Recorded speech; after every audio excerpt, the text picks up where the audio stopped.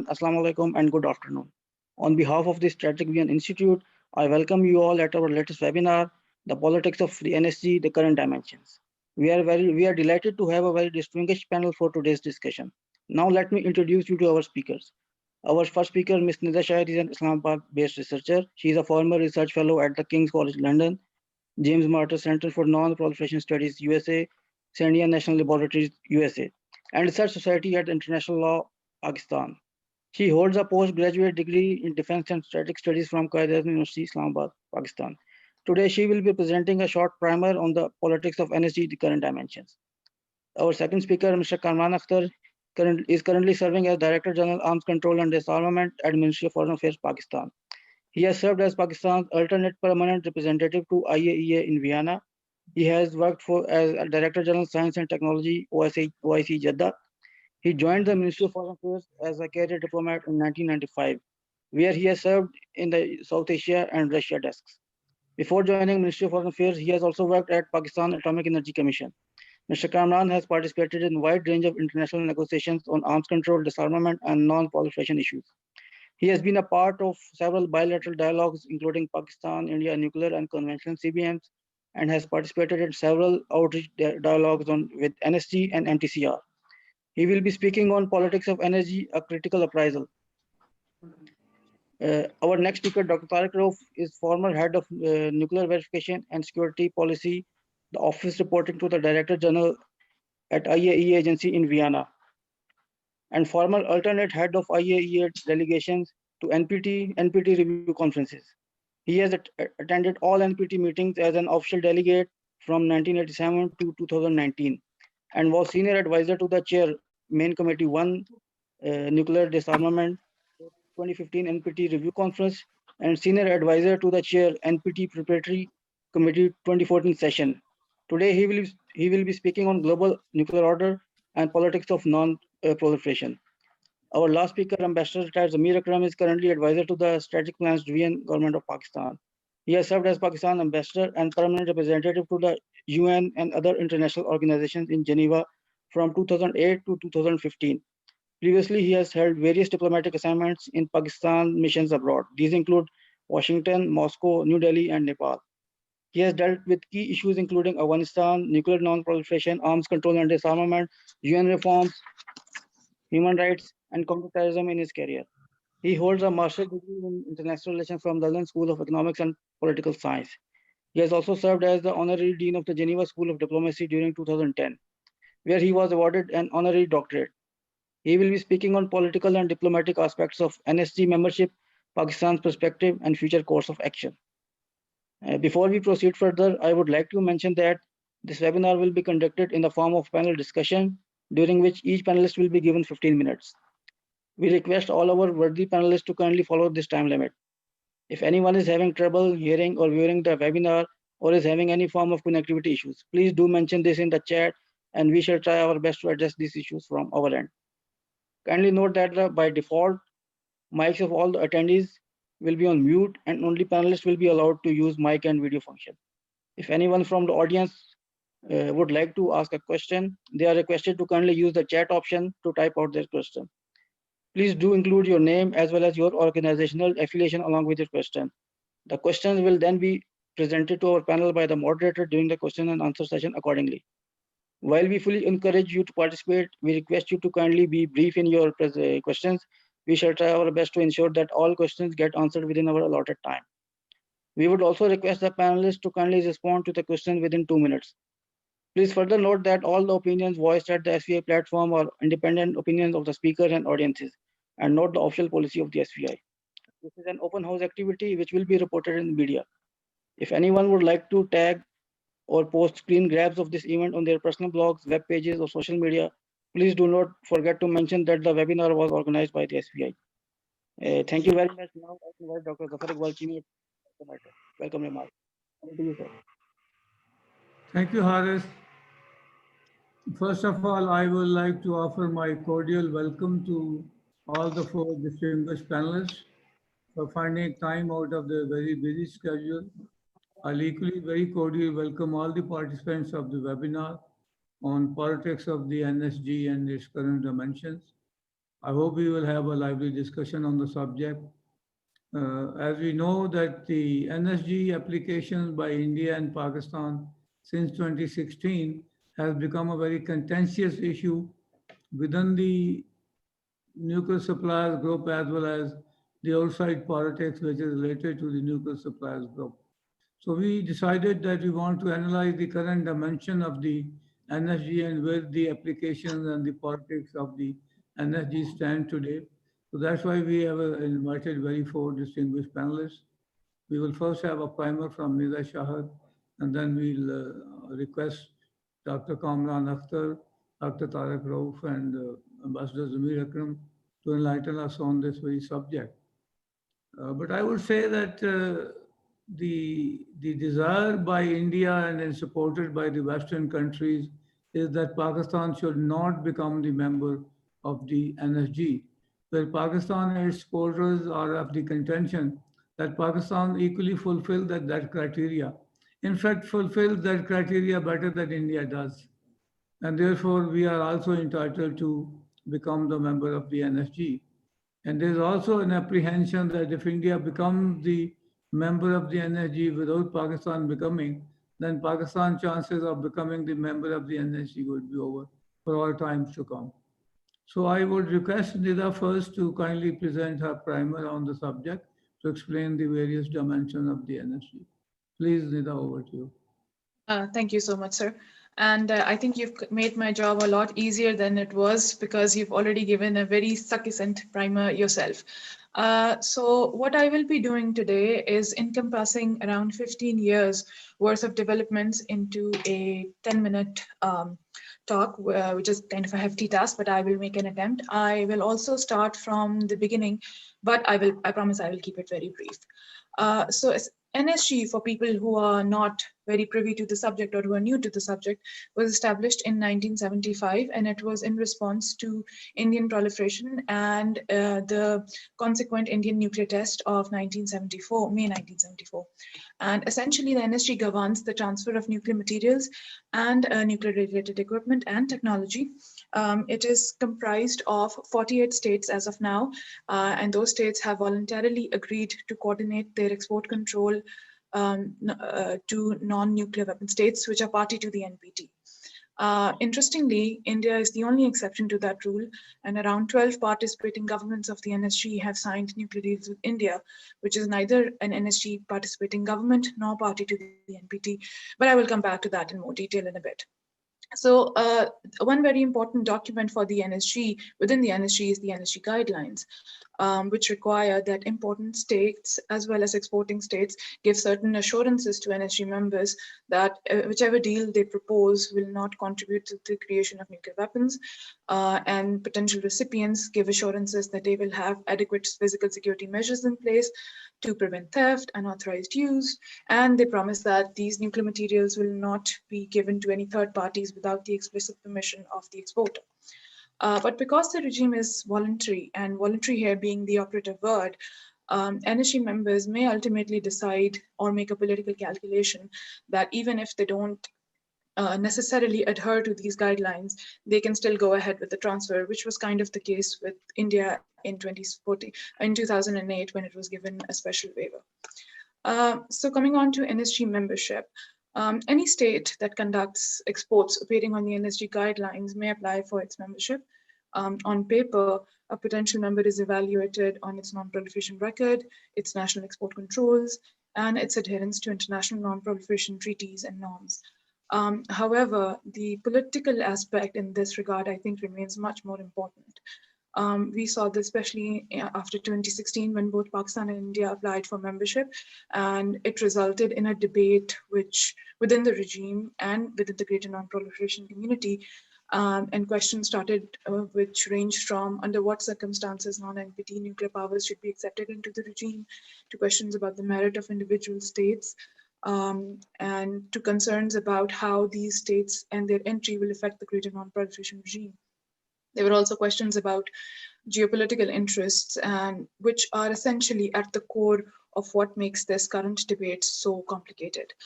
Now, a major issue regarding participation in the NSG is the criteria, or what they call factors of consideration.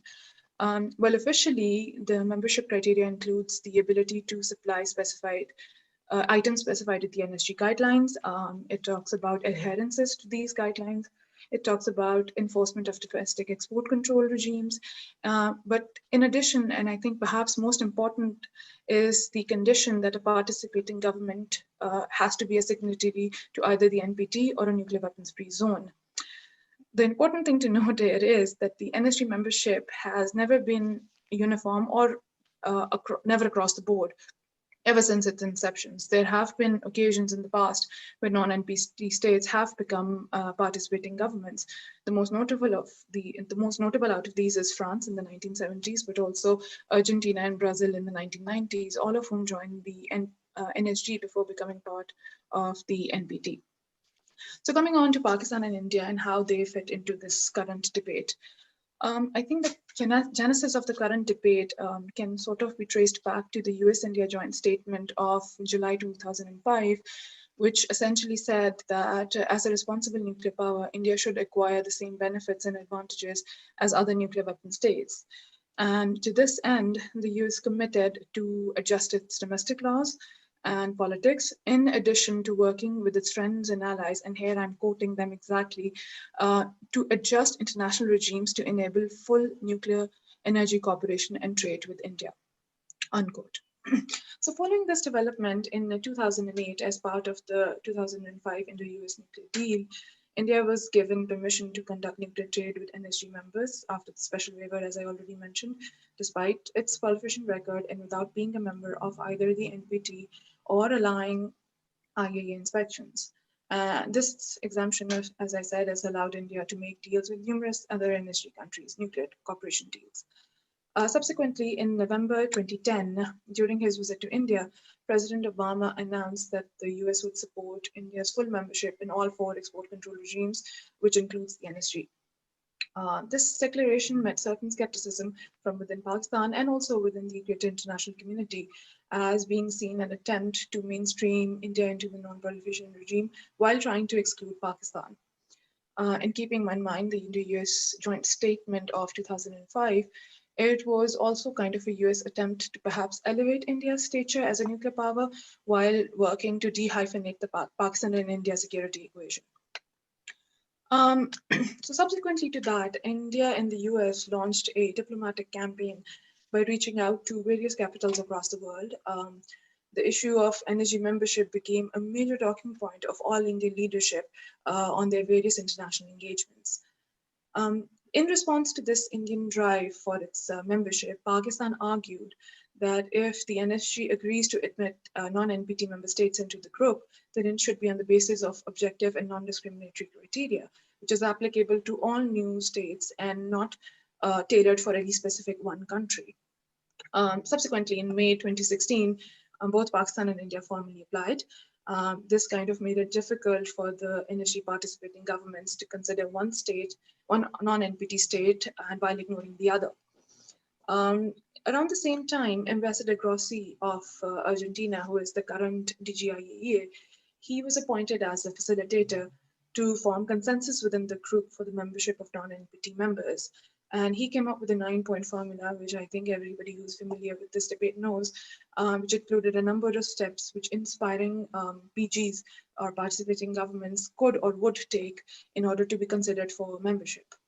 Now, most of these steps, interestingly, were already completed by India as part of its commitment under the Indo-US nuclear deal. So it kind of facilitated Indian membership, whereas Pakistan, on the other hand, would perhaps need more time to consider these steps and the subsequent impact that they might have on its nuclear program.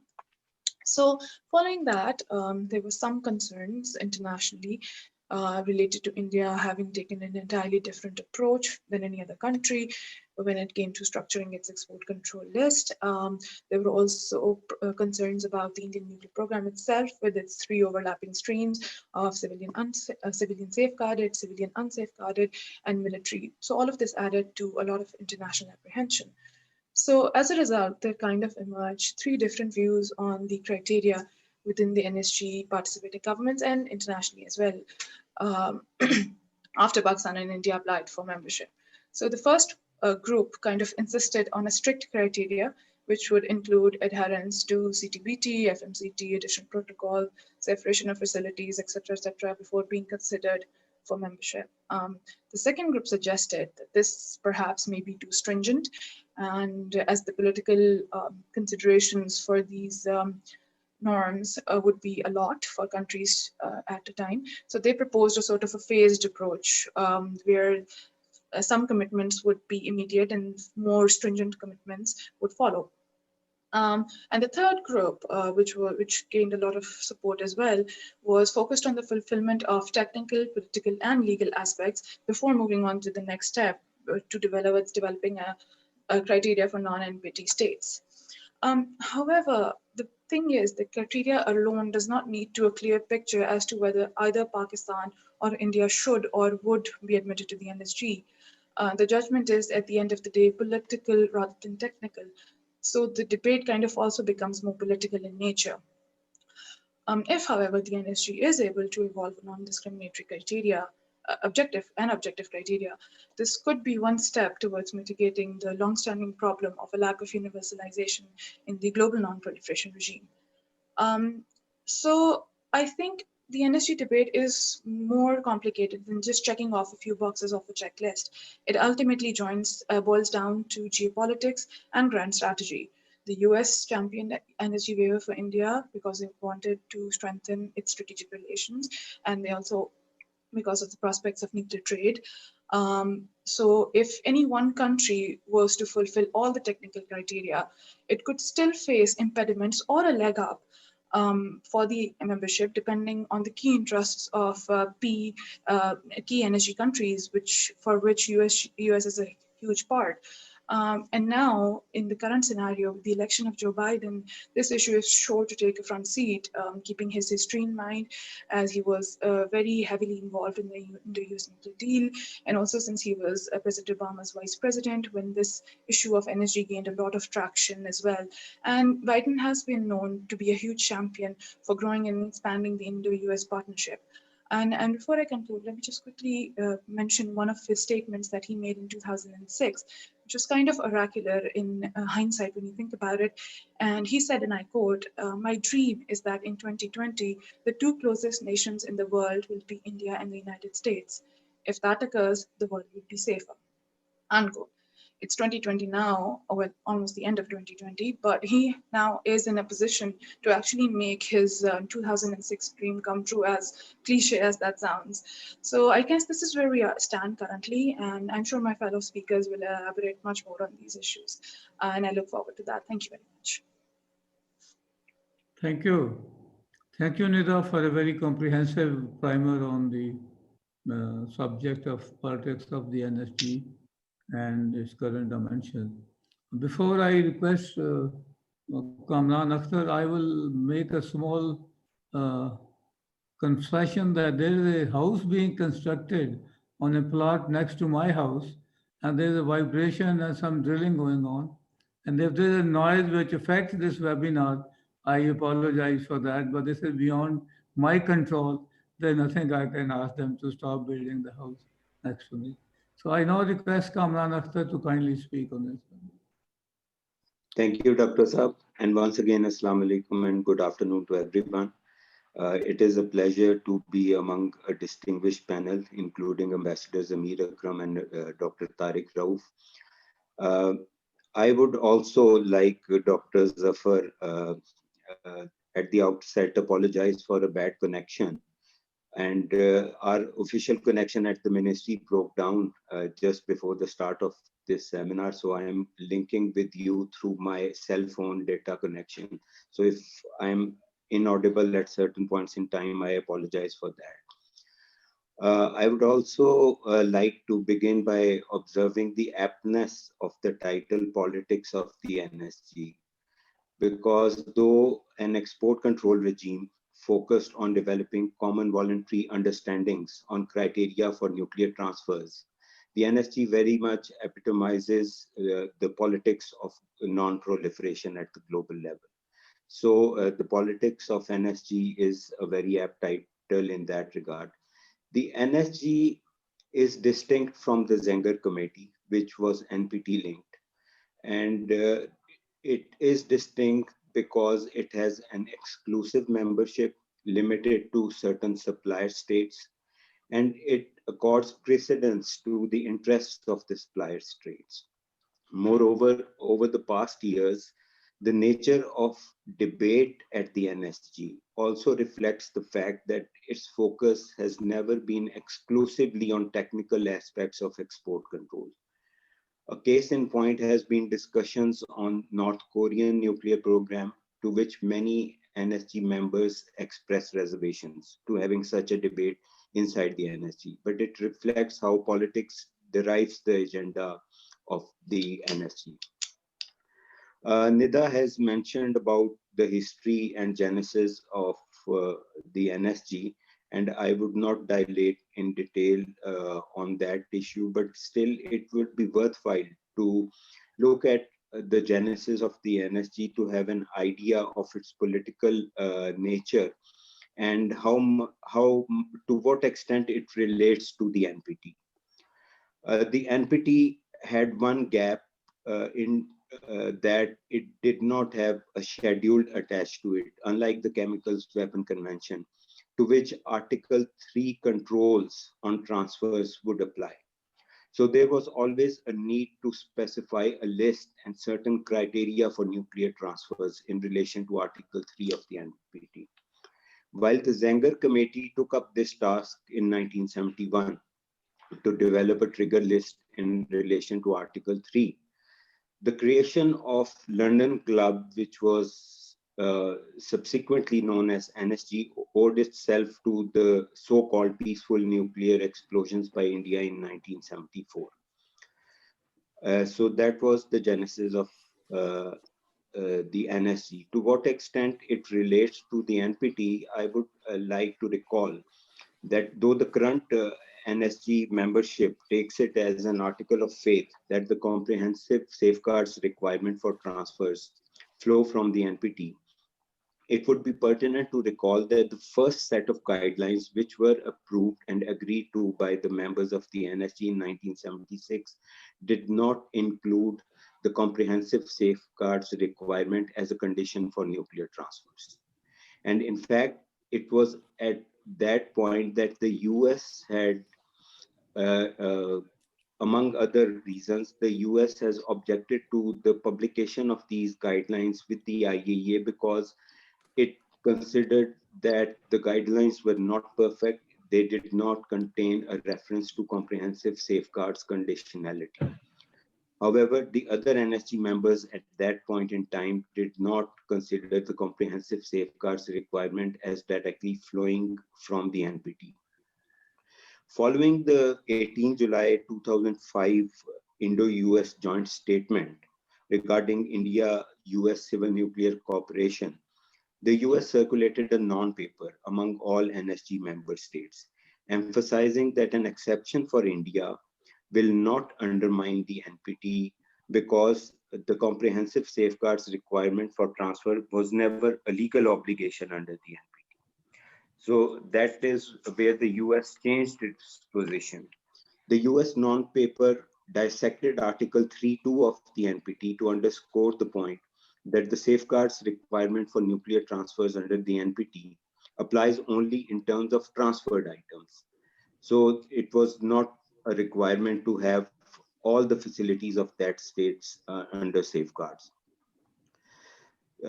These varying interpretations of the NPT, first by the other members of the NSG and then later by the US, goes to show how much the NPT is, NSG is aligned with the NPT and how NSG can always interpret NPT in accordance with their political and commercial interests. One more point which deserves a mention here is that the inclusion of the consensus-based rulemaking and the so-called grandfathering clause was a result of the keenness of the NSG member states to have France included inside the NSG, which was at that point in time a non-NPT state. I just briefly recall this history because it serves to understand how NSG has been operating so far. Now we come to the 2008 exemption for India in the NSG guidelines, which clearly demonstrated that for the NSG states, the non-proliferation rules and standards were secondary to their political and commercial interests. While approving the India-specific exemption in its transfer guidelines, the NSG disregarded several non-proliferation benchmarks, to which its member states never failed to pay lip service.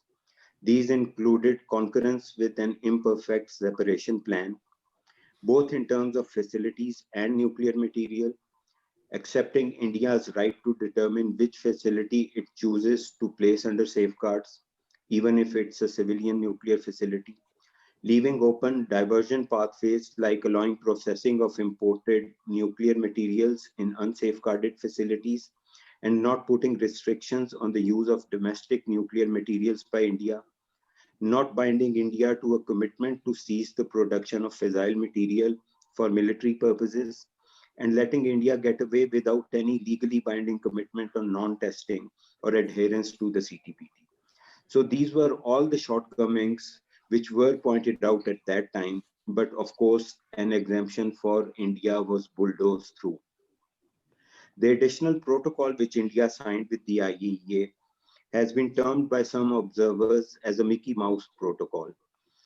As it is nearly cost-free for India, it only applies to exports, nuclear exports from India, and provides no additional non-proliferation benefits or added value in terms of IAEA's ability to detect diversion from peaceful to non-peaceful uses. The Indian objectives vis-a-vis the NSG have been twofold. While the NSG exemption helped in the opening up of the nuclear commerce and nuclear market for India, it also served as a recognition of India's status as a country with advanced nuclear technology, a terminology used in the 2005 Indo-US Nuclear Cooperation Agreement. However, the exemption alone has not fully served India's goal of recognition as a nuclear weapon state at par with the 5 NPT recognized nuclear weapon states. India's bid for NSG membership seeks to establish India's status as a global power in its own right, which also qualifies as for the membership, permanent membership of the UN Security Council. This status-driven pursuit of NSG membership is again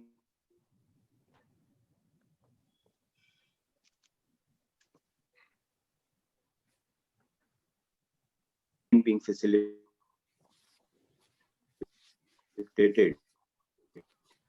by the US and its allied states.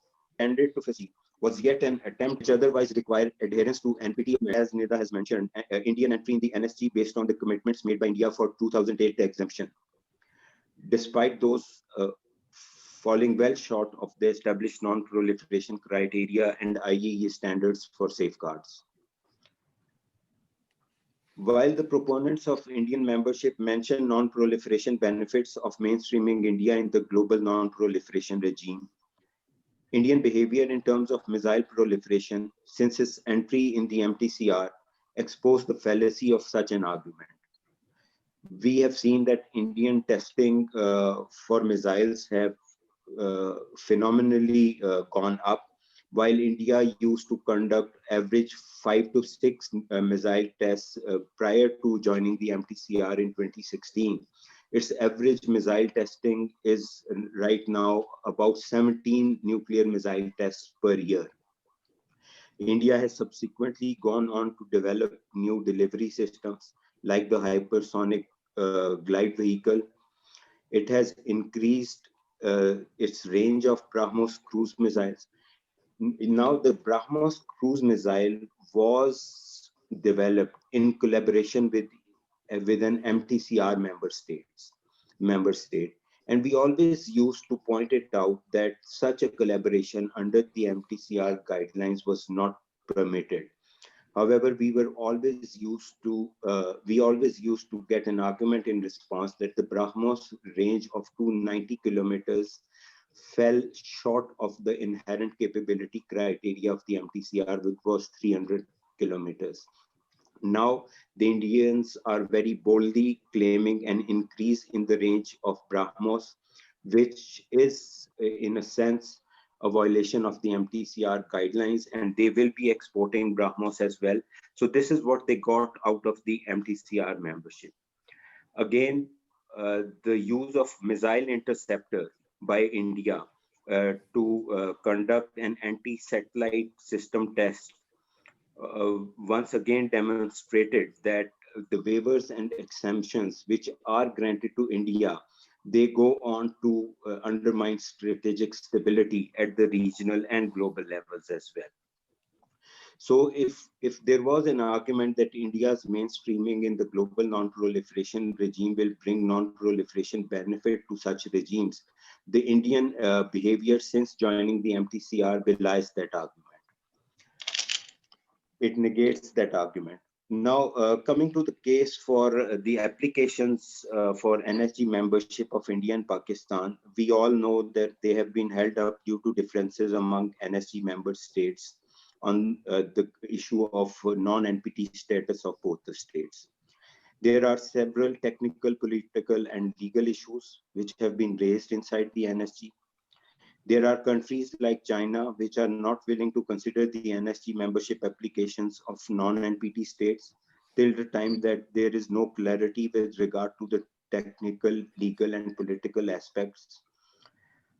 Several other countries favor a non-discriminatory approach based on objective criteria, which ensure that if a non-NPT country was to become a member, it had to meet certain non-proliferation standards, rather than the group lowering its benchmarks for admitting a non-NPT state through a country-specific exemption. Then there is case of Turkey, which has supported the adoption of a criteria-based approach, while also calling for simultaneous entry of Pakistan and India inside the NSG. As far as Pakistan is concerned, I think if one was to go by the Grossi formula, Pakistan is definitely more qualified. We do not have a mix of safeguarded and unsafeguarded civilian nuclear facilities. All of Pakistan's civilian nuclear facilities are under safeguards. So we are in a position to have a cleaner safeguards agreement and consequently a cleaner additional protocol with the IAEA. We have been more forthcoming in terms of accepting legally binding commitments on non-testing. Pakistan is an observer state with the CTBTO. So our forthcoming attitude towards certain non-proliferation benchmarks is duly noticed by many NSG member states.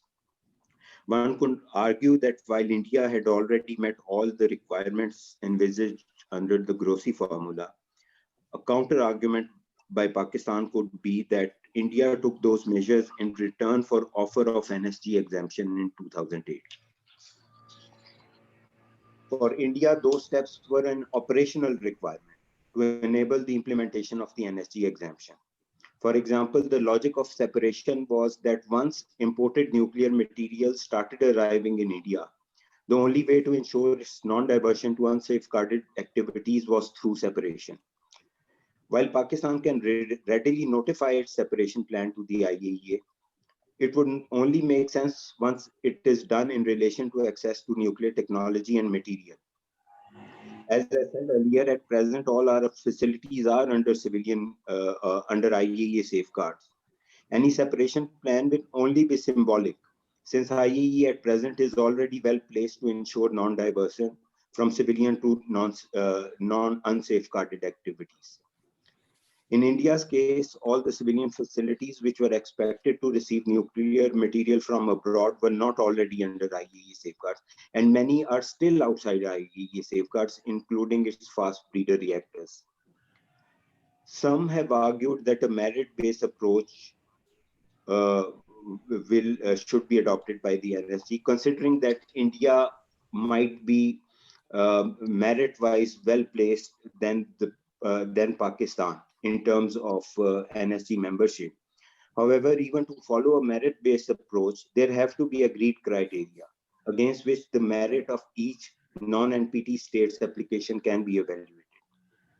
It should not be the case that while India's credentials are judged based on its exports, Pakistan is judged based on denial notices for imports. This is what is happening right now. When a comparison is made between Indian and Pakistani applications for NSG membership, India's export control record is cited and Pakistan's denial notices are cited as being something inferior to India's credentials. Well, India is procuring a lot of material for its unsafeguarded activities through exemptions like the STA1 status granted by the US, through NSG exemption and other preferential treatment which is accorded to India. In Pakistan's case, many of the denials they were issued in respect of items not on the control list but under catch-all provisions. In these cases, the end users were civilian entities which sought to procure those items for legitimate end uses in businesses, industries, cancer oncology centers, and university science labs, etc. And we have shared many of the analysis of many of the recently announced denial notices for Pakistan. We have shared those analysis with the NSG member states to show that many of these denials are just a ruse and they are used by detractors of Pakistan to tarnish its non-proliferation credentials. One very subjective criteria for NSG membership is like-mindedness. Well, I have never been clear on what this like-mindedness means. It provides for political decision-making only. Is like-mindedness the record for non-proliferation? Is cheating on non-diversion commitment, which led to the very creation of NSG, like-mindedness? India has not supported the ENR-related restrictions reiterated by the NSG in 2012. Do the exemptions like STA1 level status run contrary to the ENR-related NSG decision of 2012? These are all questions which have to be raised by NSG member states which want to maintain the credibility of the NSG as a rule-based organization. Has India not constructed any new fissile material production facility outside the safeguard since the exemption?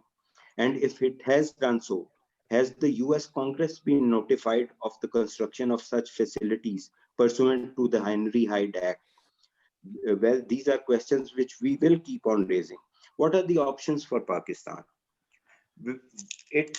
I believe that it is my view that it is in the national interest of Pakistan to continue improving its export controls, nuclear safety and security. And if in doing so, we enhance our credentials for the NSG, it's an added benefit. Pakistan fares much better in terms of nuclear security, as the recent NTI rankings indicate. At the same time, Pakistan should fully partake in nuclear commerce.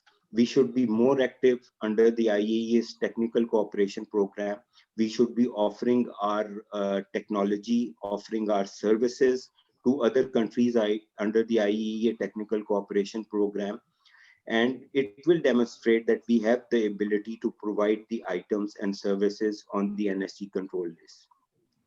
While willing to consider any non-proliferation criteria, which are objective and applied without discrimination, Pakistan, in my view, should not be eager to prove its credentials till the time that objective and non-discriminatory criteria are set by the NSG. Let the NSG determine whether leaving out a state with significant nuclear supply capability is in its benefit or not. After all, before the politicization of this issue of NSG membership, there were countries in Eastern Europe which were forced to join the NSG. They were persuaded to join the NSG. So the NSG membership was never something which was viewed as a trophy. There were states which had to be brought in because of their supplier credentials. And finally, let the NSG member states determine whether they want the NSG to be seen as a credible rule-based organization or not. So I think Pakistan should not be very much worried about this issue anymore. Thank you very much. Thank you. Thank you, Kamran, for a very highly educative and learning presentation. I have come to know a lot about which I have not in my knowledge before, and I'm very grateful for that. And I think that goes equally well for the other participants.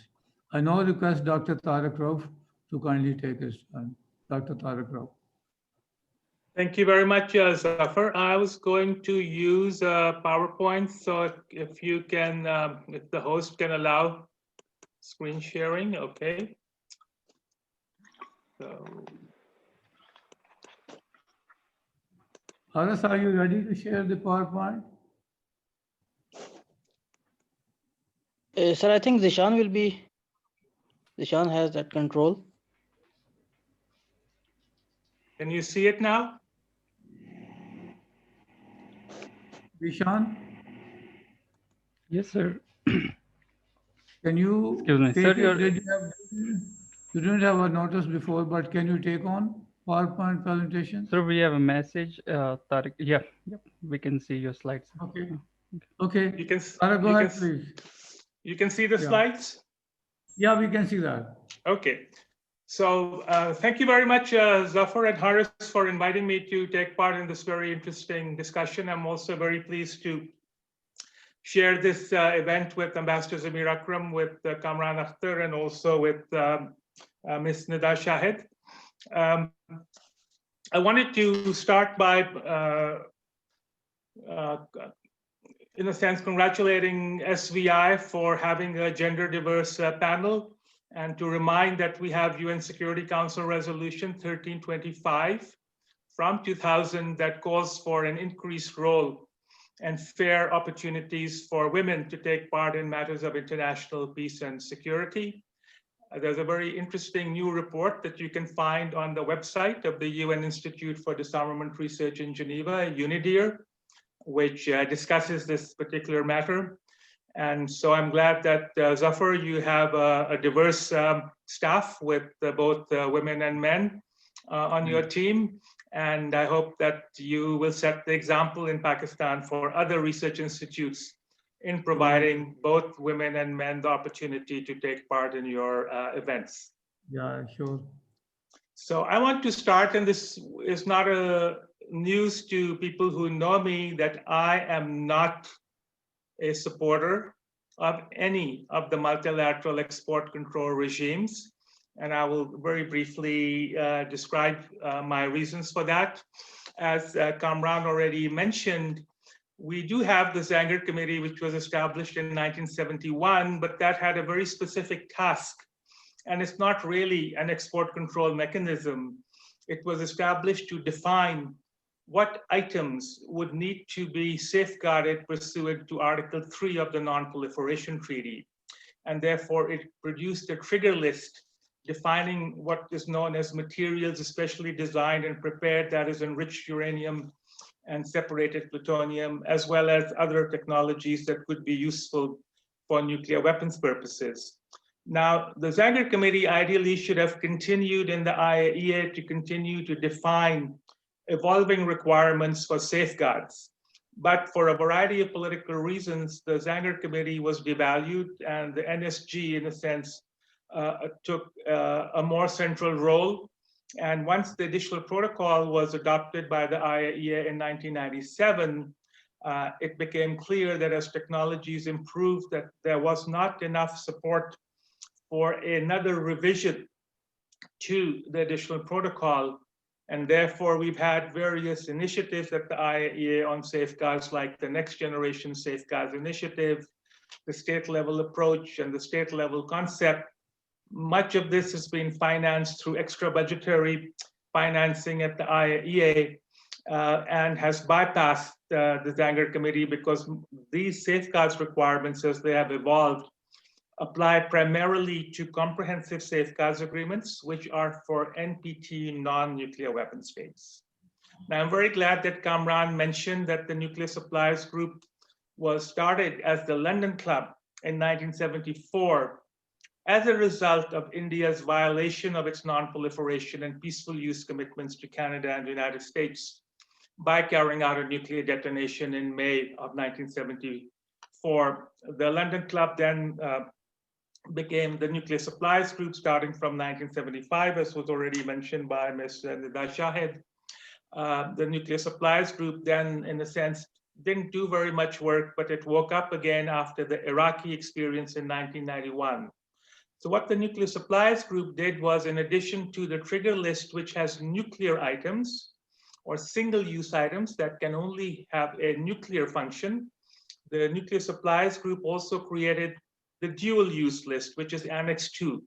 So these are items that are not intrinsically nuclear, but can be used both for nuclear uses as well as for non-nuclear uses. We have the other regime, which is the Australia Group, which predates the Chemical Weapons Convention. There is the Missile Technology Control Regime, which was referred to by Kamran. And this is the point that I make to pretty much every incoming chair of the MTCR, that do you know, to the chair, that the United Kingdom leases submarine-launched intercontinental ballistic missiles from the United States for its strategic submarines. The US also provides nuclear warhead designs to the UK so that they can manufacture warheads that can fit on these D5 Trident submarines. So the current warhead in use is the W976, but soon there will be a new generation of Trident missiles on which there will be the W93 warhead. And already there are discussions underway between the United Kingdom and the United States for design information so that the next generation of submarine-launched ballistic missiles, which are of intercontinental range and carry, of course, a nuclear payload, can be installed on the next generation of the United Kingdom strategic submarines. So this I would regard to be a very clear contravention of MTCR regulations.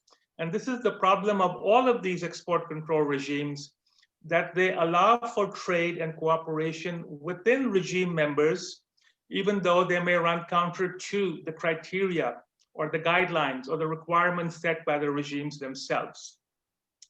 The Wassenaar arrangement, which came about in 1995, succeeds the COCOM, which was the coordinating committee to prevent exports of high technology items to the former Soviet and East European bloc. And now we also have the Hague Code of Conduct from 2002. And then lastly, UN Security Council Resolution 1540, adopted in 2004. I remember being on the floor of the Security Council when this resolution was adopted. And I think we should, in Islamabad, people should dig up the statement made by Ambassador Munir Akram on the floor of the Security Council prior to the adoption of Resolution 1540 and the commitments that were given in terms of the scope of application of UNSCR 1540. But as we all know, over the years, there has been mission creep, and this resolution has come to have a much greater zone or scope of applicability than was ever initially conceived, because it was basically to prevent any gaps between existing treaties and regimes, to prevent non-state actors from accessing components of WMD. But the way in which it is being applied is as a super export control mechanism. And my other objection is that this was adopted through the Security Council and not through a multilateral negotiation, and therefore this was instrumental use of the Security Council. And there are other such examples of, like Security Council Resolution 1373 on terrorism and so on. And since the Security Council, as we know, is not a representative organization for the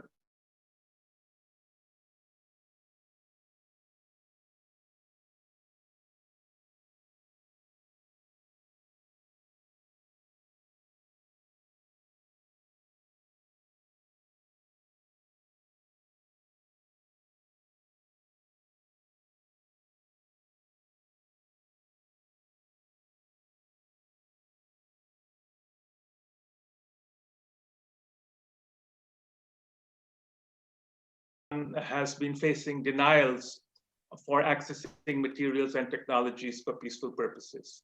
So I identify 7 major problems and deficiencies which are common to export control regimes at different levels, including, of course, to the nuclear supplies group.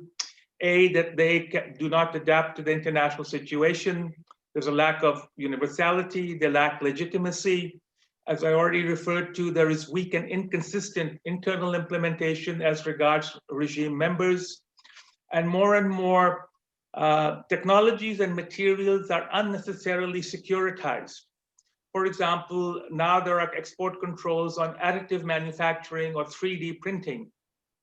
And 3D printing has very beneficial uses, for example, for printing limbs for mine victims, people who have lost arms or legs as a result of mines. These are civilians, and many other civilian applications. But you will have seen articles such as 3D printing the bomb and so on, which has again unnecessarily securitized a technology which has very little military application. And then, of course, there is monopolization of technologies and materials among the members of these regimes. They trade openly between each other while denying this to non-regime members. There, of course, is a lack of adequate transparency and information sharing, even within members, let alone between the regimes and the outside. And then, as the world is changing, more and more countries are industrializing. And again, Kamran mentioned some examples where Pakistan can be a supplier of certain nuclear items, and it is finding it difficult to do so because of the existence of these regimes.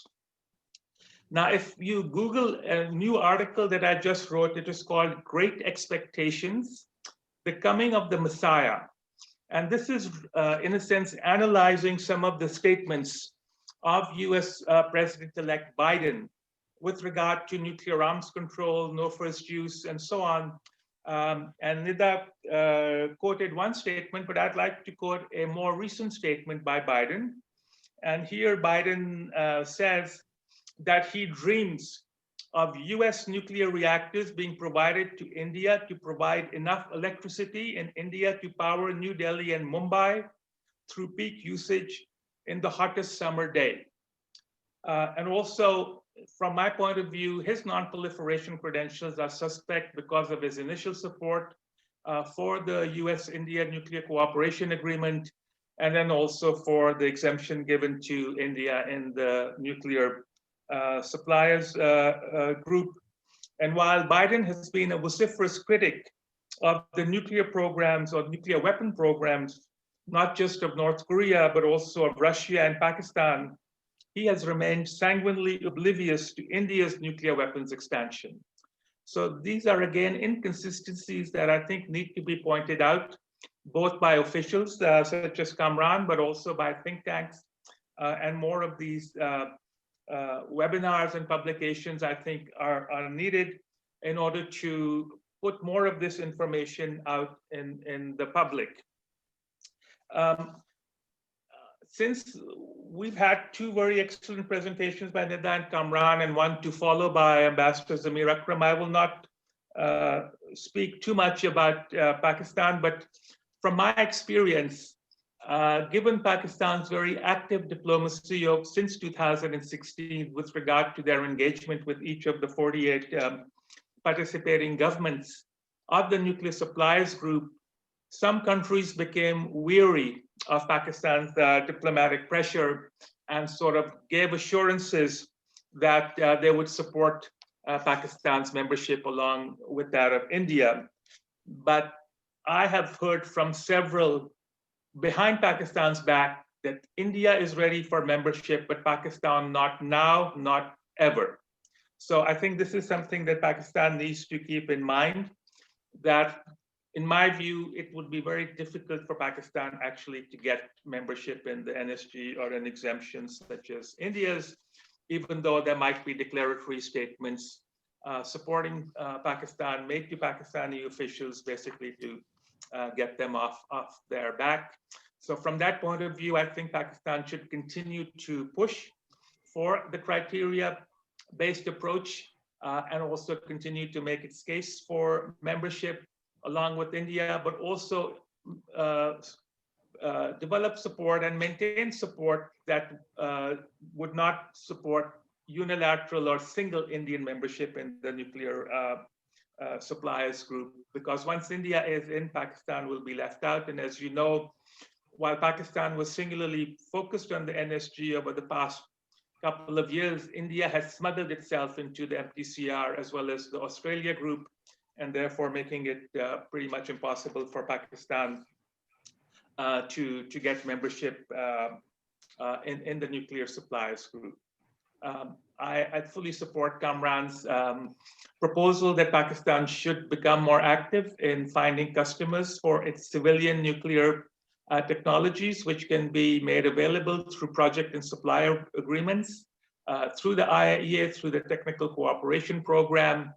And so while there might be risk constraints on exporting nuclear items to non-NSG members by NSG members, there is no such ban on a country like Pakistan, which is not a member of the NSG, to make available its expertise to even NSG members should they wish to benefit from it.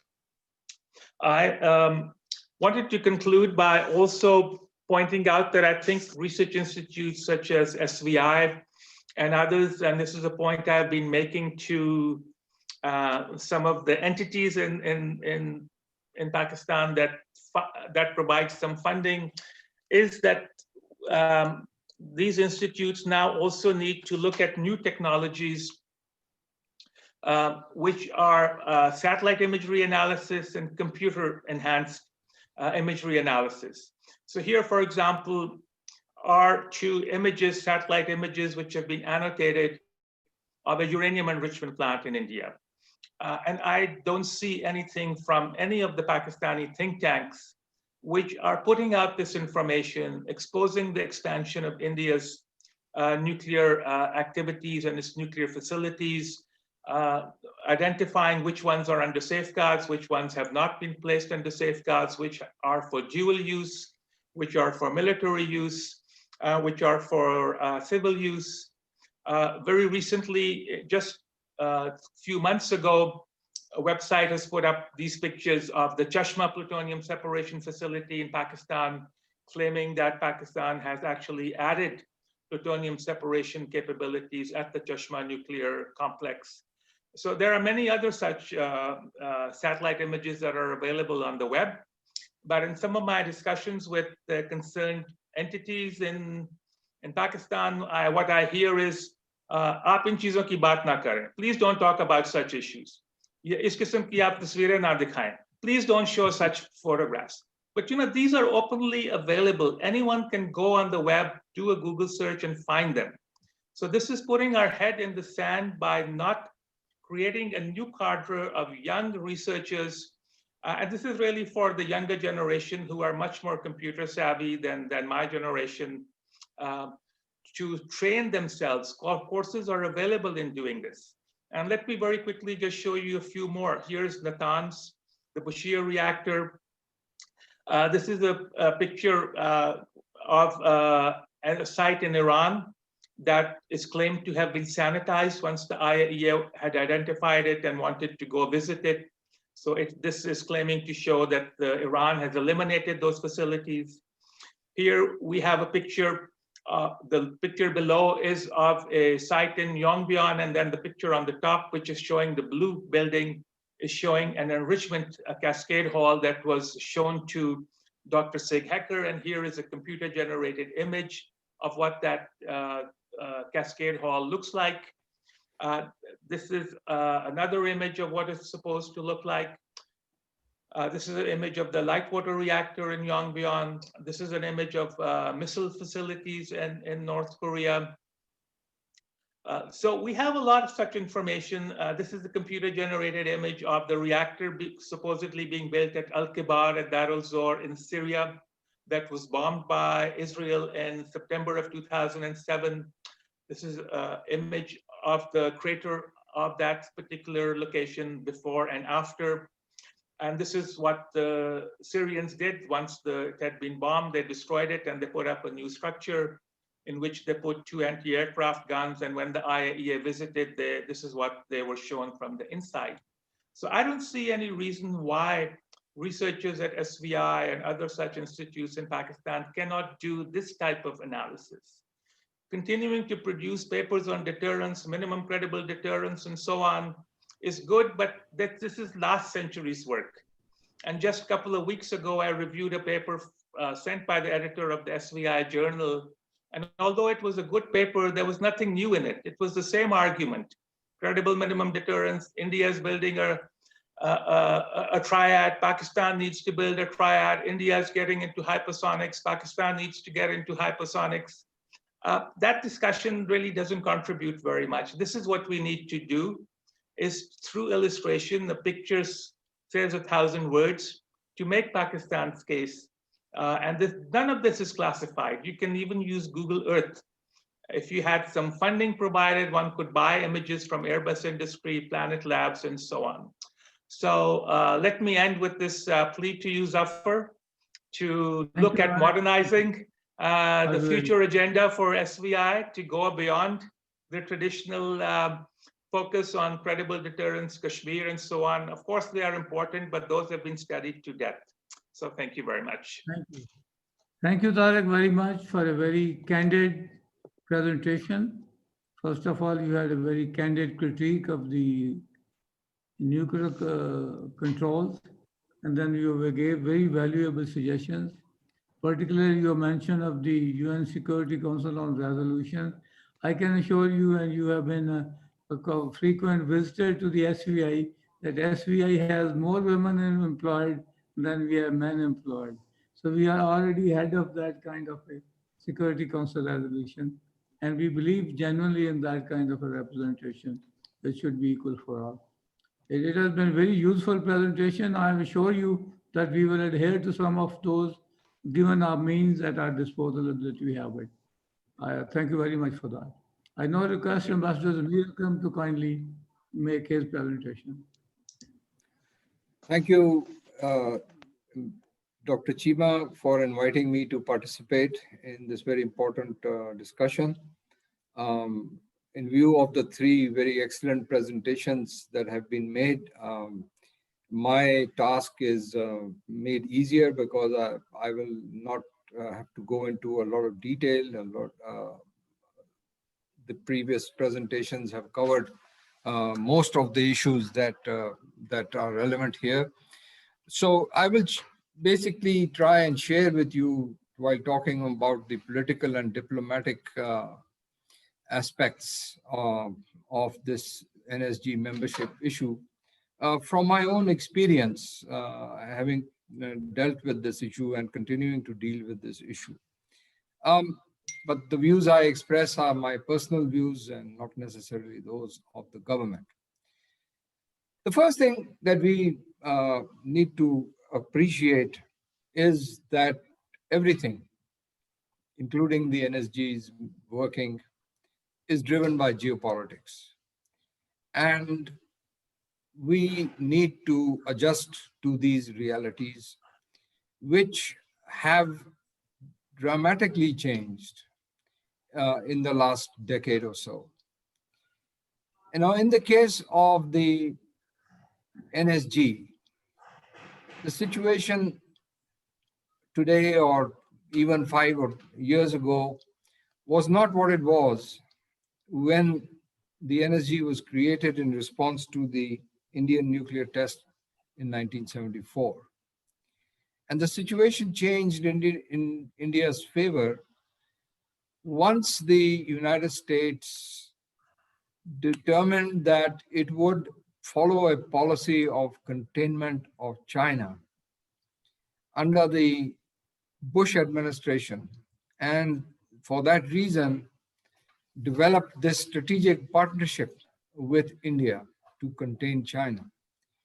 And as has been mentioned, it was the Bush administration that concluded the Indo-US nuclear deal, a part of which was to ensure India's membership of the NSG.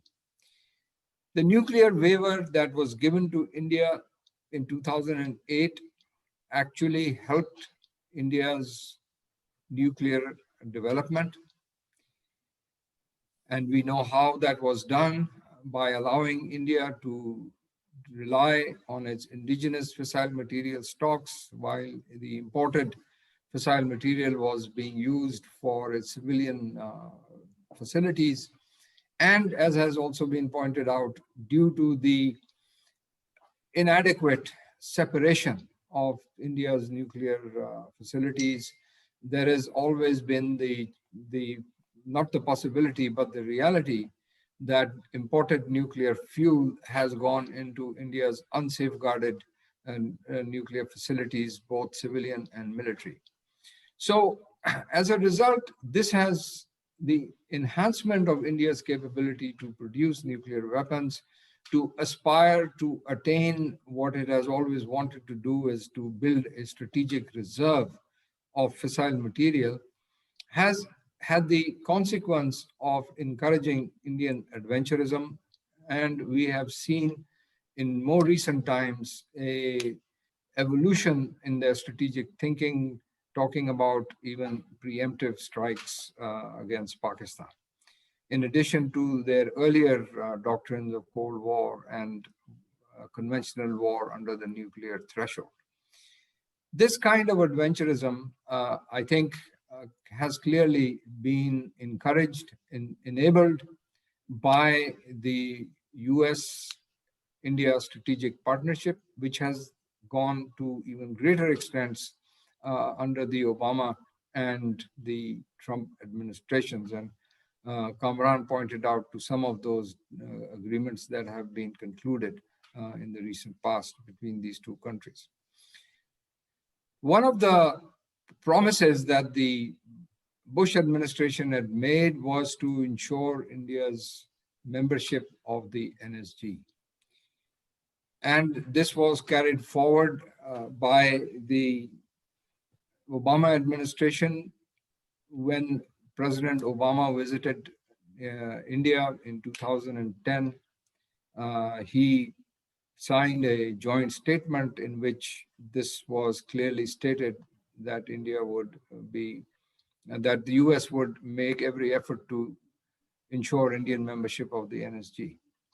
At that time, Pakistan had raised this issue with the United States and reminded the United States of the statement that had been made by the NCA when the Indians and the US had concluded the Indo-US nuclear agreement of 2005, that Pakistan would not remain oblivious to its security interests. And second, that issues such as the nuclear waiver or membership of the NPT or other export control regimes should be on the basis of non-discriminatory, equitable criteria. I remember that an American delegation visited Islamabad shortly after the American president's visit to India. And this issue of Indian membership was raised with them. And they said that, you know, this is not going to be really very different because they already have a waiver. And giving them membership of the NSG would not really make a major difference to the actual situation. The question that we asked was that if that was the situation, then why was the US putting so much effort and expending so much of its diplomatic capital into ensuring India's membership?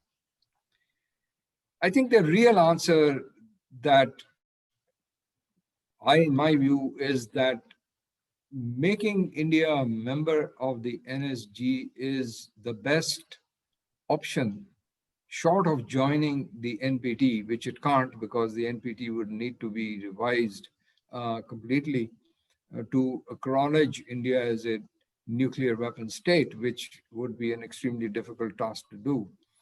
So the next best thing is to ensure membership for India as a recognized, so-called recognized legitimate responsible nuclear state with the ability to engage in nuclear commerce, etc., as a member of the NSG. So this is really the objective. Once we decided, and it was in May 2016, by the time that India applied for NSG membership, that we also decided to apply at the same time.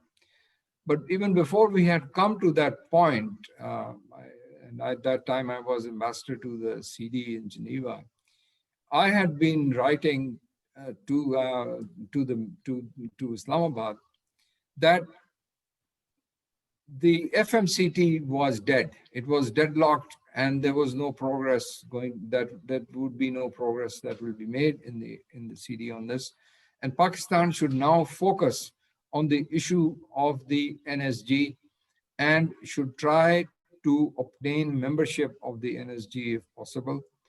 And if that is not possible, we should at least try and obstruct India's membership. And so our effort and our engagement with several countries was primarily to argue not that India should be denied membership, but to argue that there should be an equitable basis on which membership should be accorded. Now, a few words I need to say, because under the so-called factors for membership of the NSG, there are various requirements, but the most important requirement is that the participating country aspiring to become a participating government must be a signatory of the NPT and or any of the nuclear weapon-free zones. And since India is not a member of the NPT or of the nuclear weapons-free zones, new criteria had to be agreed upon in order to determine its membership or facilitate its membership. And that is where we really focused in our interactions with various countries to actually discuss the kind of criteria that would be required for non-NPT nuclear weapon states to be accommodated in the NSG. In our discussions with the Chinese were, of course, very sympathetic to Pakistan's argument that it should also be treated on an equal basis with India, and it should also be granted membership and a waiver.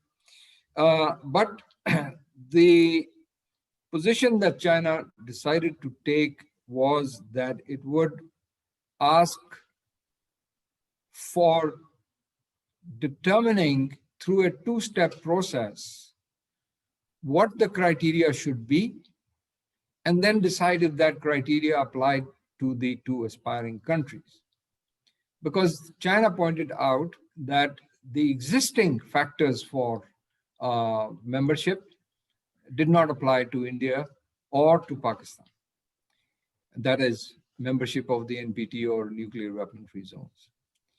And so that is really the crux of the matter when we discussed this. And I personally, apart from visiting China, visited several other NSG member countries, Brazil, France, several, and some others. And we got different responses from those countries. And broadly, by the time the Seoul agreement took, the Seoul plenary summit took place, positions had normally evolved amongst the different countries. And there were three basic positions. One, that of the Chinese, which I have explained. The other, which we all know, of the United States and its close allies and supporters of India, which wanted India to be made a member along the lines that Kamran has mentioned, like-mindedness, etc. And the commitments that India had given for its nuclear waiver. So nothing new that was required from India. And the third group was of countries, largely the smaller countries, which argued that there should be some added value to India's membership to the NSG, and many of them suggested that India should be asked to sign the CTBT, the Comprehensive Test Ban Treaty, as a condition for joining the NSG. When they put the question to us, we took the line that we are ready to do so if India is also willing to sign the CTBT at the same time. But we will not unilaterally sign the CTBT, even though we are cooperating closely with the CTBTO, etc. But signing the treaty unilaterally is out of the question. However, we can consider signing if the Indians were also ready to do the same. So these three broad positions existed. When at the Seoul summit, on the sidelines of the Seoul plenary of the NSG, the decision was to ask the Argentinian ambassador Grossi to come up with a formula, to suggest a formula that would be applicable to non-NPT nuclear weapon states.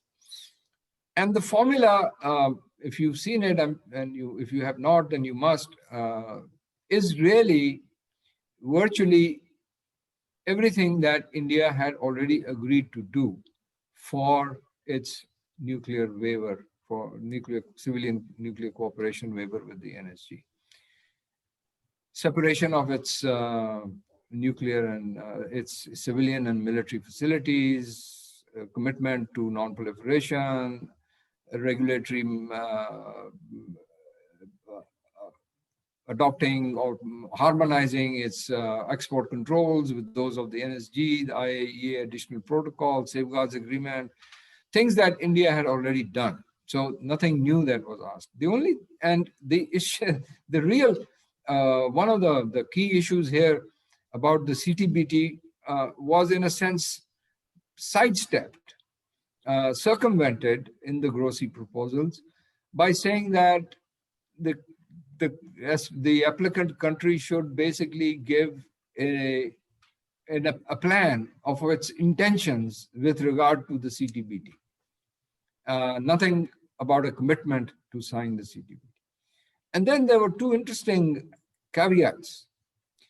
One caveat was that if a non-NPT applicant became a member, it would not obstruct the membership of any other non-NPT member.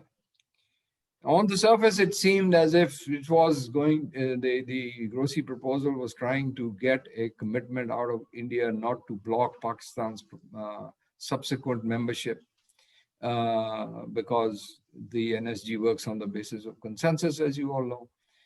But in reality, if you look at it closely, what this caveat was trying to do was to enable the US and others to push for India's membership before Pakistan's membership could be considered, by saying that, well, we understand Pakistan's concern that India would block, but here is the commitment that India will not block. So let us first take India's membership and then we can come to Pakistan's membership subsequently. And I fully agree with Tariq when he says that many of these countries have the position that they would never allow Pakistan in. So that was one of the caveats. The other caveat, of course, was that the applicant which did not have a waiver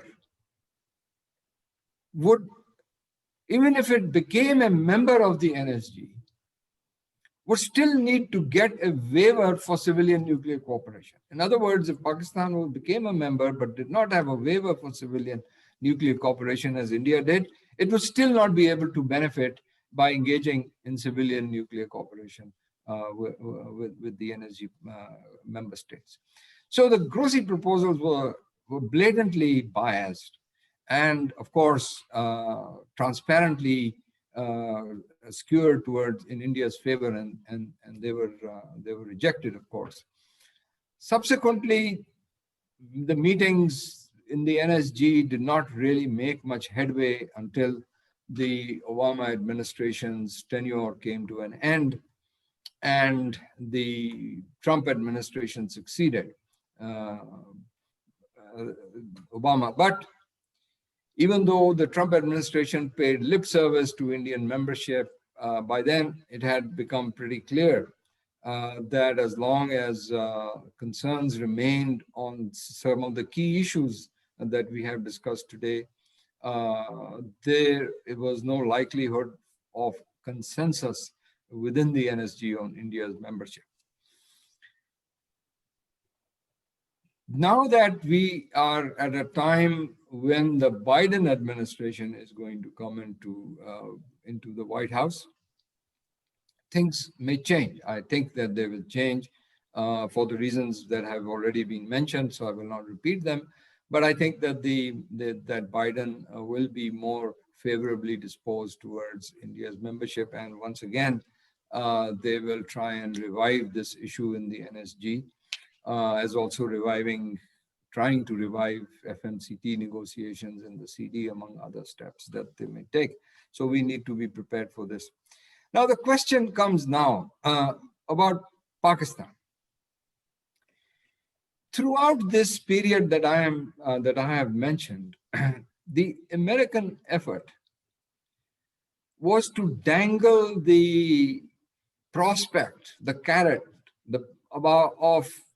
of Pakistan gaining so-called legitimacy and mainstreaming or recognition as a nuclear weapon state, if it did some of the things that the Americans wanted, so-called measures of restraint. And these restraint measures included ensuring that we did not build any long-range nuclear weapons beyond Shaheen 3, that we did not create low-yield nuclear weapons into smaller armaments for battlefield use, did not develop any other missile delivery systems apart from the Nasr short-range missile for so-called tactical use, and of course to freeze the production of fissile material by Pakistan and join the FMCT, conclude the FMCT negotiations. So these were all the kind of measures that we were asked to take. But in return, they just dangled the possibility, just held out the possibility about so-called legitimacy and mainstreaming of Pakistan. But there was never, ever any kind of indication that Pakistan's membership of the NSG would be considered favorably or would be supported. I remember that in the early days of the Trump administration, one of their negotiators at the NPT preparatory meeting in Geneva conveyed informally that the Trump administration was agnostic about Pakistan's membership, whatever that means. And some of us thought that maybe this is a step forward, but at least in my view, this was a step nowhere. It was just we were where we were, and we shouldn't have, and we were not fooled by this kind of verbal jugglery. But the point remains that what was conveyed to President Musharraf way back in 2006 by George Bush, after the Americans had signed the nuclear agreement with India, is that India and Pakistan are on two different trajectories and they have two different histories. And they do not have the same, the US does not have the same approach towards the two countries. So that kind of argument continues to be made by the United States, and I'm quite sure that it will continue to be made in the future. And what Kamran has said and what Tariq has said, these regimes are full of contradictions, that there are double standards, obviously, that are in play.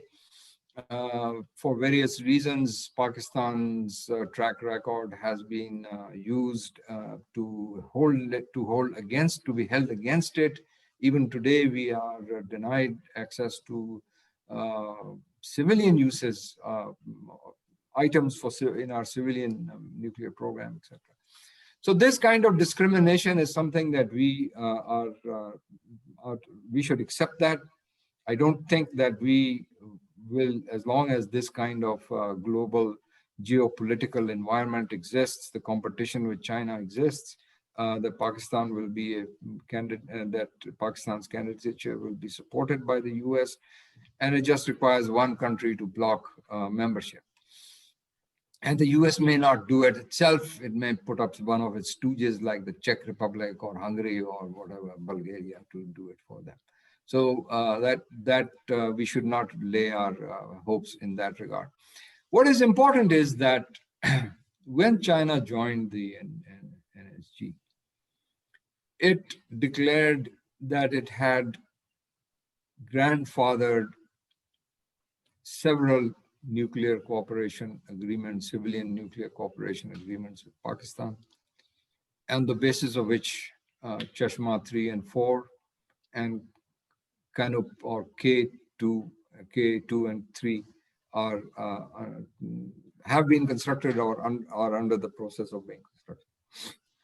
So it's not as if we are completely in the wilderness, that we have no other options. We do have options, and those options are in our cooperation with China, and we should continue to build on those options.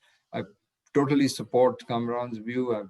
He knows that I have been working on that myself, is to expand our cooperation in the civilian uses of nuclear technology with friendly countries, with the IAEA and under the IAEA's direction and partnership. We have an excellent record in nuclear safety and security, which again is something that we should engage in. So there are many areas that we can demonstrate that we are already a nuclear responsible country and a legitimate nuclear weapon state. We don't need a certificate from the United States or from anyone else to give that kind of that position for us. We should be confident of where we are, and we should be looking ahead to the options that we have in our hand and move in that direction. Thank you. Thank you. Thank you, Ambassador Zamir Akram, for a very candid and a very informative presentation on the subject. I think we are now heading for a question and answer session. I will ask Haris. Haris, I'm sure you will have a number of questions, but given the time that we have another half an hour, I hope we can address those questions. Okay, Yes, sir. Okay. Yes, sir. Sir, we have a question from Ms. Sherbano. She's a research affiliate at the SVI. Her question is addressed to Mr. Kamran Akhtar. As you have said, Pakistan is more qualified for the NSG membership as compared to India based on its record. Still, India received the waiver and membership of other cartels. Should Pakistan continue its diplomatic effort despite the biasness of this approach, or what other options Pakistan has? Sir Kamran Akhtar. Well, yes, India has been getting support, but as I mentioned earlier, that support is based on political considerations and commercial considerations. So as far as criteria are concerned, we are fully confident that we are in a better position to meet any objective criteria which are non-discriminatory. Now, if there is support for India based on political consideration, that should not mean that Pakistan should abandon its pursuit of the NSG membership. we should continue doing our good work in terms of export control, security and safety, which is in our national security interest. At the same time, we should also be pointing out the contradictions in terms of the NSG approach towards non-NPT states. And I think there are a number of NSG member states which agree with our point of view. So all the more reason to more forcefully pursue this objective rather than abandoning it. What I said was that we should not be overly keen in terms of meeting up certain criteria which India had to meet as an operational requirement for operationalizing the exemption it got in 2008. Because we can always meet those requirements when there is an operational requirement. I gave the example of separation. We already have separation, and we can submit a separation plan to the IAEA. But it will be of symbolic. It will be of symbolic nature till the time that it really has to operationalize supplies of nuclear material to Pakistan and to ensure that there is no diversion pathway from the safeguarded facilities to the unsafeguarded facilities. For that reason, I said that there is no rush. We shouldn't be showing any rush. And we should be confident of our credentials and keep on pursuing our NSG membership. Thank you. Thank you. Aras, next. Aras, We have a question from Miss Adila Ahmed. She's a research fellow at PICS. Her question is addressed to Ambassador Zamir Akram. How you view the political diplomatic support of Russia as a regional power for Pakistan in NSG, as the relations between these two states are converging? How Moscow will incorporate it into its foreign policy pursuits? Ambassador Zamir Akram, sir. Well, I think the Russians, for one, have clearly stated that they support Indian membership of the NSG. But with regard to Pakistan's outreach with them, they also agree that the criteria should not be India specific, that the criteria should be equitable and it should be applicable to on a non-discriminatory basis. They are also mindful. The Russians are also mindful not so much of our concerns, but Chinese concerns. And as the relationship between India and China deteriorates, as we are seeing now in the last few months, the Russians are facing a difficulty in trying to balance their relationship between China and India, both countries being very important for them. I think the best possible nuanced Russian position was expressed by President Putin several years ago, which was that they support membership by India, but we need to also take into consider that the Russians also need to keep in consideration the views of other countries while making this kind of decision. This is a not exact quote of what he said, but I think if you look up his interview with some Indian newspaper, he had made such a comment some years ago. thank you. Thank you. Next question, please. Sir, next question is from Ms. Sadia Kazmi, Director Academic at the SVI. The question is addressed to Sir Kamran Akhtar. How do you view the prospects for Pakistan in the upcoming NSG plenary? Has it been working towards building sufficient diplomatic support for its case?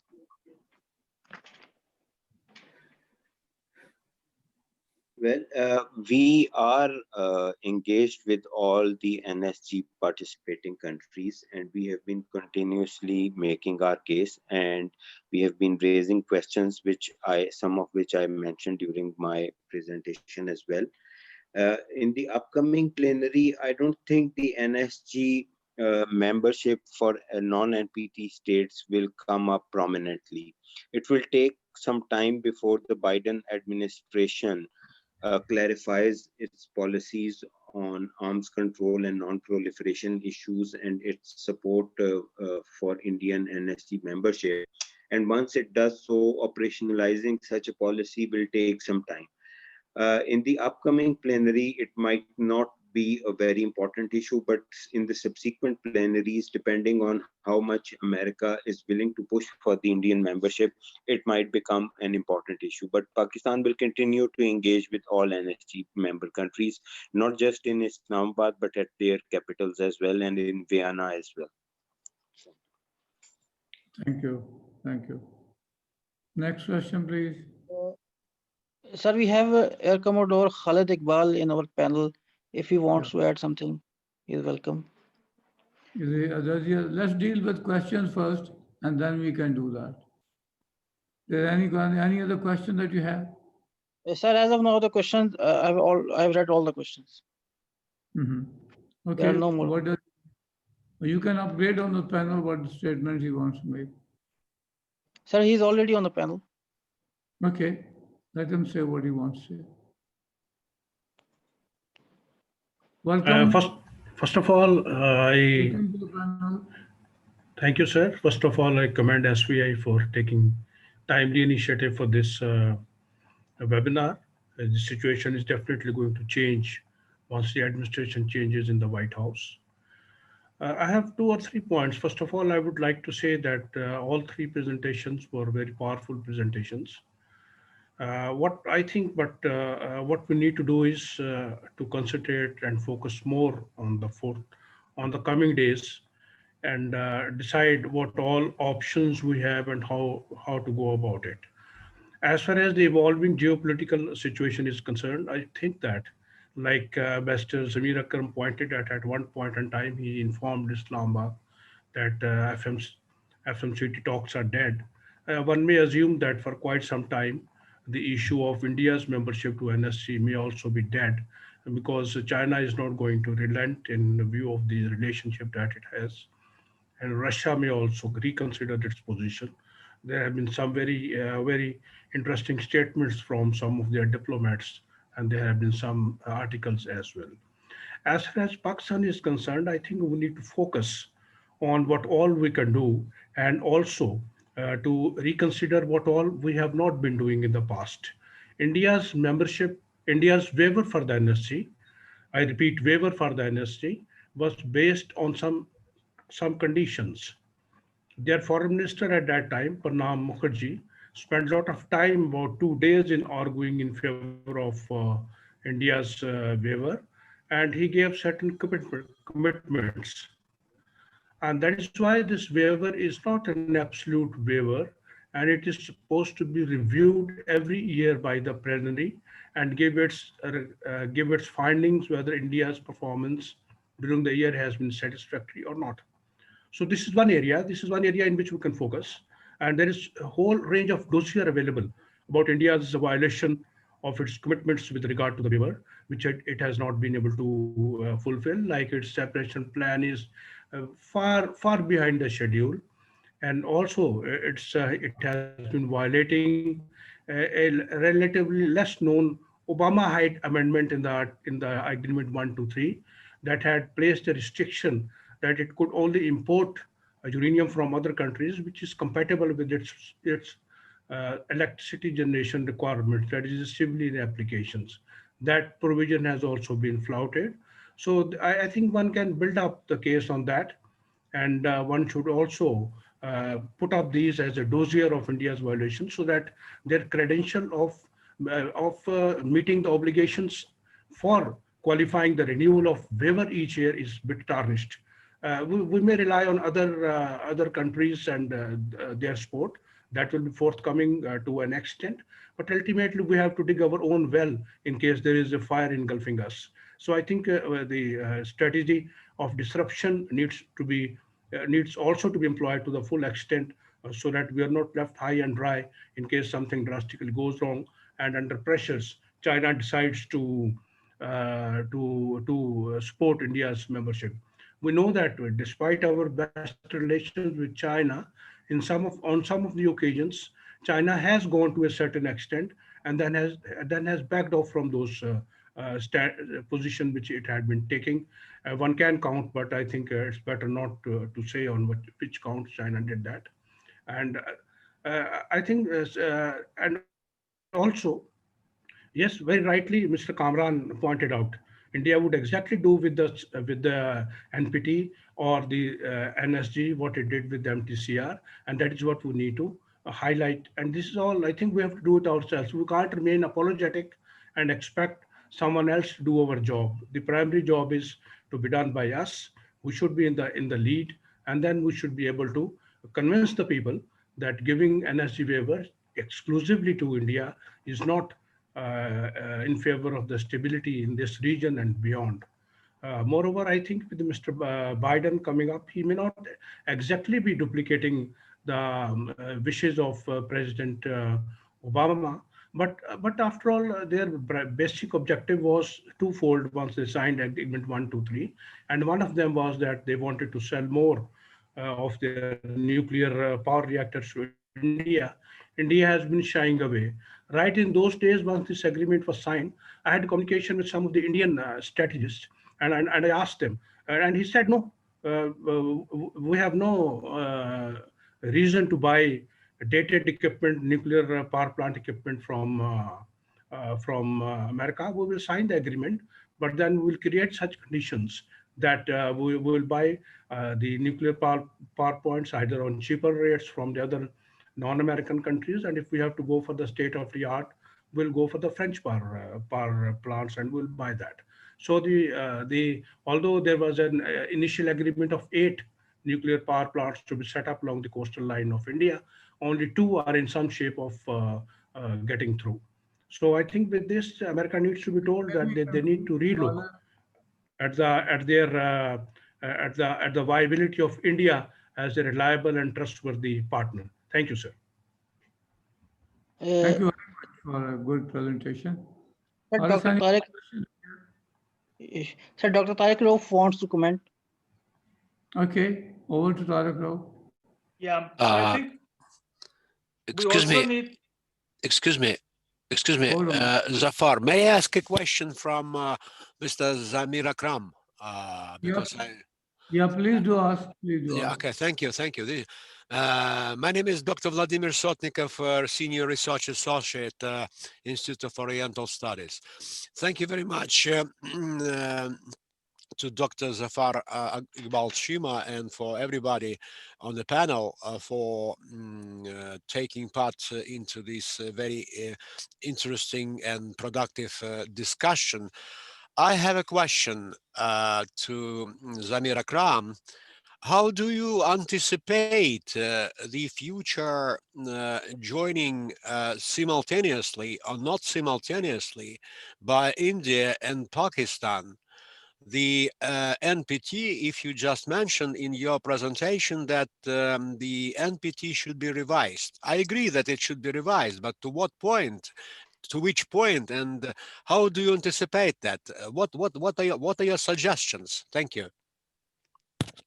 Well, I think that neither Pakistan nor India are willing to join the NPT as non-nuclear weapon states.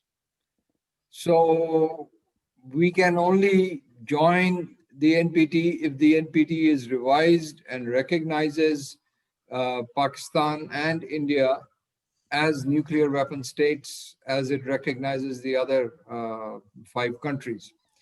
But that is not going to be easy for the NSG to decide on, because there are a lot of other countries such as South Africa, Argentina, Brazil, who rolled back their nuclear program and became non-nuclear weapon state members of NPT. So there will be a lot of objections from such countries. So I do not see that happening. But if Pakistan were to join, then it will only join as a nuclear weapon state. Thank you. Thank you. Zamir. Thank you. Thank you. I think it's time that we conclude the discussion. And the So concluding. Zafar, can I come back in for a second? Yeah, Tariq. Okay, Tariq, go ahead. I please. got interrupted. So Yeah, first sure. of all, the NPT cannot be amended, so we should forget about that. The NPT amendment formula is so complex, it's written in a way to make it impossible. We also need to understand that some of the suppliers to India of uranium, like Australia, are already in violation of both their NPT commitments, which requires full scope safeguards as a condition of supply, and also for nuclear weapon-free zone membership commitments, which also require full scope safeguards as a condition of supply. And then if we look at the reactor market, Pakistan has only one sole supplier, and that is the China National Nuclear Corporation. And for India, it's only Rosatom.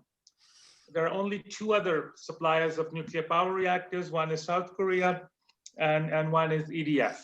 Neither of those are likely to provide reactors to Pakistan or India. Also, the financial terms, I think, would be such that it would be difficult for either India or Pakistan to accept them. So both Pakistan and India are stuck with their existing suppliers. And also China, although it is building new reactors, some of these are licensed technology from the US. So that also will be difficult. So other than K2 and K3, which are 1000 megawatt or 1200 megawatt reactors, I think that is basically the universe with which Pakistan has to work with. And the same goes for India with the VVER reactors, 1200s or 1400s that the Russians are willing to build for them. But Russia is now overextended with regard to its commitments for various clients. So with regard to NSG membership and NSG waivers, and especially when it comes to acquiring nuclear reactor technology, we also need to look at the market and the technical constraints that there exist, let alone the political constraints that we have been discussing. And my final point is, I think a point that Pakistan could make is that all heavy water reactors built indigenously by India are illegal copies of the CANDU reactor supplied by Canada, although some of these have been uprated to a greater power rating, but nonetheless, they're illegal copies. And this is the point that usually gets lost. And finally, India also has some leverage because the umbrella safeguards agreement that it concluded has this unique clause, which does not exist in any other safeguards agreement, which is that India will only implement the umbrella safeguards agreement and the separation plan and put those civilian reactors listed as civilian under safeguards, as long as India has access to supply of nuclear fuel. So were supplies to India to dry up, it always has the option to pull out of its safeguards agreement. And I think that is something that India can quietly use in its favor with some of the supplier states, which would not want India to move out of its umbrella safeguards agreement. So I think this is something also that Pakistan needs to keep in mind. Thank you. Thank you. Thank you. Ambassador Kamran, Akhtar, would you like to make some concluding remark?